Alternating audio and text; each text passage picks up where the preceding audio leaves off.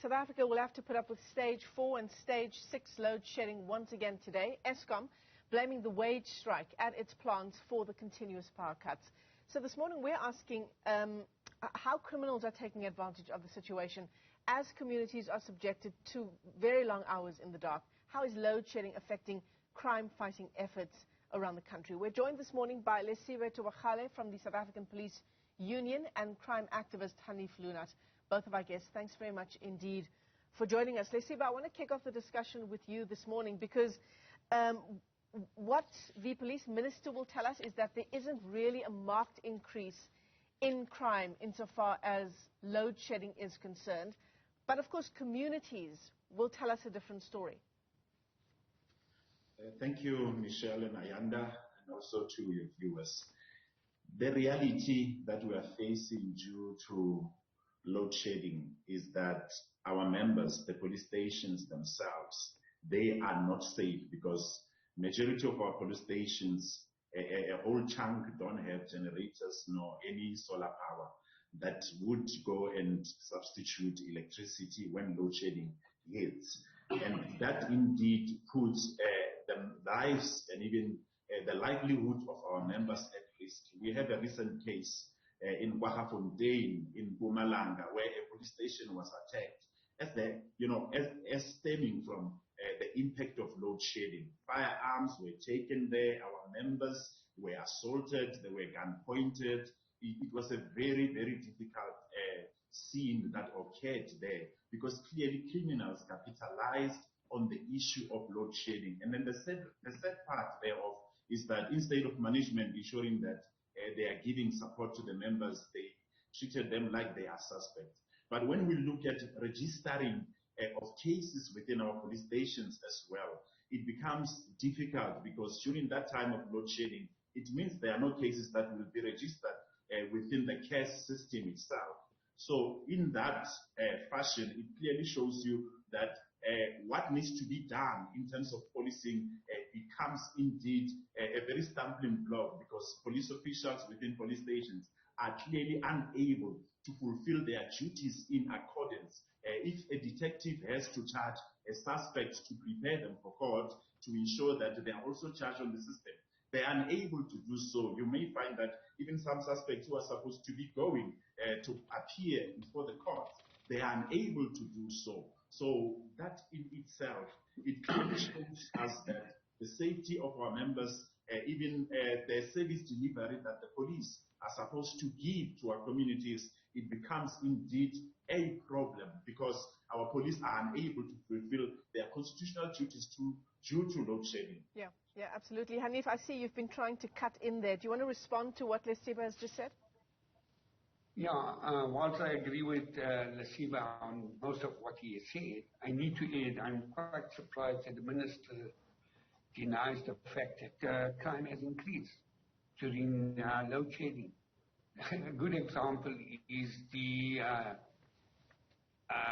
dismantling of our electricity systems.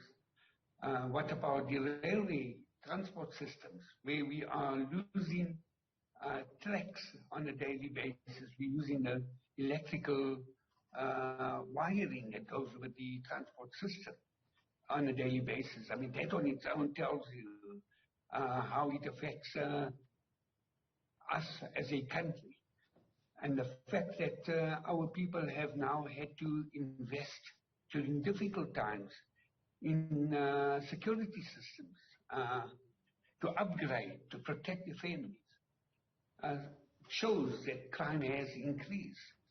You must remember, crime is an opportunistic event that takes place in our lives. Poverty leads to crime, greed leads to crime. Similarly, people are taking advantage of the opportunity afforded to them by cutting off the electricity, the load shedding periods, and they're starting to change their modus operandi as criminals. So I'm quite surprised that the minister thinks, and he finds it totally different to what we in the community find. Just some clarity for you, Hanif. Lesiba speaks on behalf of the South African Police Union, so he's not speaking on behalf of the minister. But I want to stay with you, Hanif, for a moment, because to talk about the other opportunistic crimes that happen and happen a whole lot more easily under the cover of darkness. The other issue, of course, Hanif, is that what communities tell us, and perhaps, Lesiba, you can weigh in once Hanif has responded, is that police find it difficult to go into particular communities in periods of load shedding because of the increased danger to police themselves. Hanif, do you have an experience of that?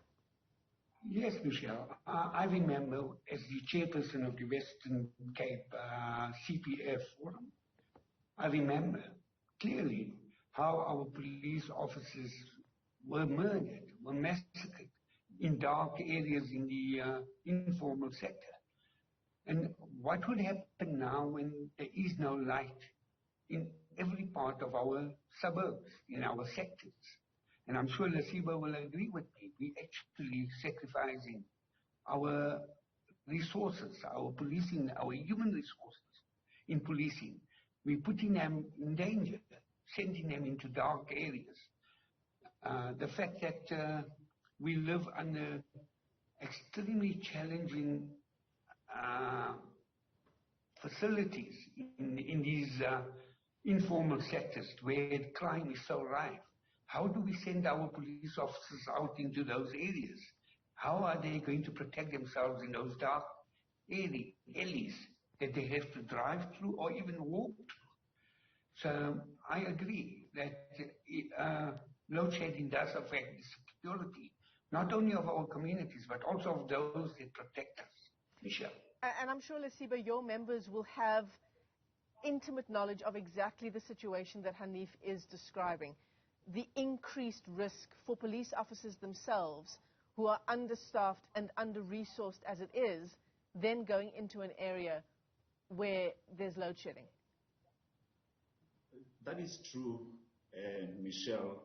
Imagine you go to patrol in an area where it's dark and you are expected, you will be lucky to have a torch, because majority of our police officials only receive their torches during training, and most of those torches don't even work. If they still have that torch, you find that it doesn't even have pedals, so it becomes useless. But imagine where a police official is patrolling in a very remote area, maybe there are sheds and so on, and is using that torch. In itself, one is becoming a target, is making themselves to be a target. How does one go and patrol in such areas? Because if there are no lights, clearly criminals will capitalize and shoot at the police. We have seen with the latest crime stats where majority, close to 27 police officials were murdered.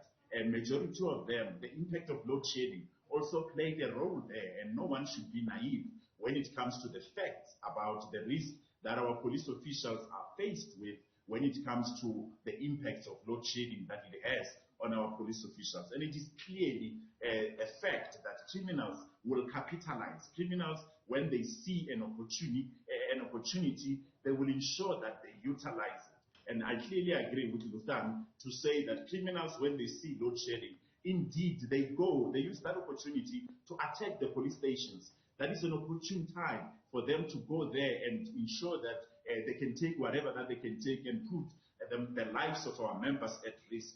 And imagine if you have a puncher on the side of the road, or those workers who would travel on foot to go to work, or maybe from the transport system to their homes in the early hours of the morning or even at night. You find that even they themselves, they happen to be exposed. Criminals utilize such opportunities. So load shedding, indeed, it is affecting how crime is, and we are going to see with the coming crime stats, when they will be released by the Minister of Police, that crime would have even skyrocketed even higher, because clearly without light or without electricity, policing becomes a very difficult task that puts the lives of our members and also the life of our communities. And also, Michelle, one important fact that we have to mention. Remember, when load shedding hits, you'll find that even the network itself, it doesn't even work. So it means communities are unable to call our police stations. They're unable to get to contact 1011. And even the response time of the complaints of our members, it gets affected there. where you find that something is in progress and communities are unable to report to the police, or the police are unable to have communication amongst themselves because the network is down. So clearly the response time of the police, it will affect the performance, it will affect on how they should clearly serve our communities. Those are the negative impacts. No one can shy away from them. We need to face them as they are. And self-management is clearly aware of them. For a long time, load shedding has been there. There are no generators still in the police stations. There is no solar system as backup to go and mitigate load shedding. Self-management and the police ministry needs to take responsibility in terms of police stations and what load shedding it has impact in terms of policing within this country. Yeah, yet another way that load shedding and rolling power cuts are impacting on South African society. To both of our guests this morning, let me thank you for your time. Hanif Loonat is a crime activist, and Lesiba Thobakgale is spokesperson for the South African Police Union.